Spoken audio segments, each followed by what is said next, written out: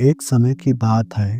राजस्थान की रहस्यमय धरती पर अरावली की पहाड़ी के बीच बसा एक किला था, जिससे वहां के लोग डरते थे और उसका सम्मान करते थे।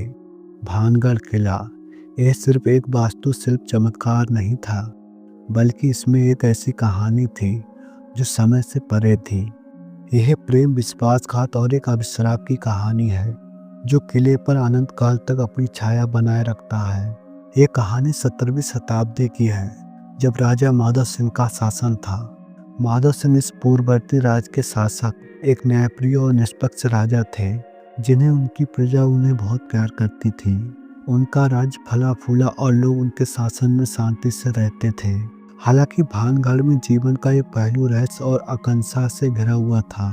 किले की किंवदंती। ये कहानी खूबसूरत राजकुमारी रत्नावली की है, जो अपनी मनमोहक सुंदरता और बुद्धिमत्ता के लिए जानी जाती थी। उसकी सुंदरता और आकर्षण की चर्चा पूरे पड़ोसी राज्यों में होती थी और बहुत से लोग उससे शादी करना चाहते थे। हालांकि उसका दिल अचल था। उसे अभी तक अपने प्यार के लायक कोई वर नहीं मिला था। उसी राज्य में सिंधिया नाम का एक तांत्रिक पुजारी रहता था, जो काले जादू के अपने ज्ञान के लिए जाना जाता था। हालांकि उसकी अलौकिक क्षमताओं के कारण लोग उससे डरते थे, लेकिन उसकी बुद्धिमत्ता के लिए उसका सम्मान भी किया जाता था। राजकुमारी बहुत ही सुंदर और मनमोहक थी, मानो जैसे धरती पर कोई अप्सरा उतर आई हो। उसे देखकर हर कोई उसे पाने की उत्सुकता रखता था। उसकी सुंदरता में मंत्रमुग्ध होकर उसने उसे अपने लिए पाने की योजना बनाई।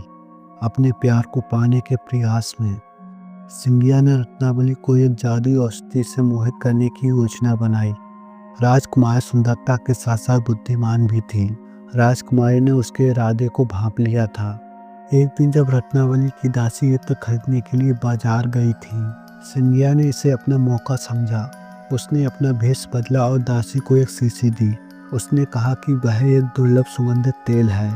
अपनी मालकिन को तेल पेश करते समय रत्नावली को कुछ गड़बड़ का एहसास हुआ। उत्सुकता के साथ साथ सतर्क होकर उसने तेल की एक बूंद जमीन पर डाली, जिससे धरती कांपने और फटने लगी।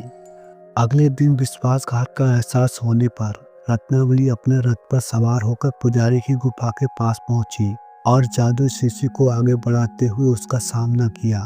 तांत्रिक यह देखकर डर गया और समझ गया कि उसकी चाल नाकाम हो गई है। मरने से पहले उसने रत्नावली और भानगढ़ को पूरे राज्य को श्राप दे दिया। उसने कहा, भानगढ़ की हर आत्मा हमेशा के लिए भटकती रहेगी। इस राज्य के लोग कभी शांति नहीं पाएंगे। कुछ दिन बाद भानगढ़ पर दुश्मन राज्यों ने आक्रमण कर दिया। युद्ध के दौरान पूरा किला तहस नहस हो गया और हर कोई मारा गया।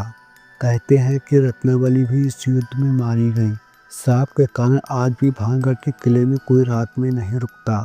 सूरज ढलते ही किला वीरान हो जाता है। स्थानीय लोगों का मानना है कि किले में रत्नावली की आत्मा और तांत्रिक सिंधिया की आत्मा अब भी भटकती रहती है। रात के अंधेरे में चीखें सुनाई देती हैं और लोगों ने किले के अंदर परछाइयां चलते हुए देखी हैं। जो लोग इस किले में रात बिताने की कोशिश करते हैं, वे या तो गायब हो जाते हैं या किसी अनहोनी का शिकार हो जाते हैं। दोस्तों, ये कहानी आपको पसंद आए तो वीडियो को लाइक और शेयर ज़रूर करें और हमारे चैनल को सब्सक्राइब ज़रूर करें।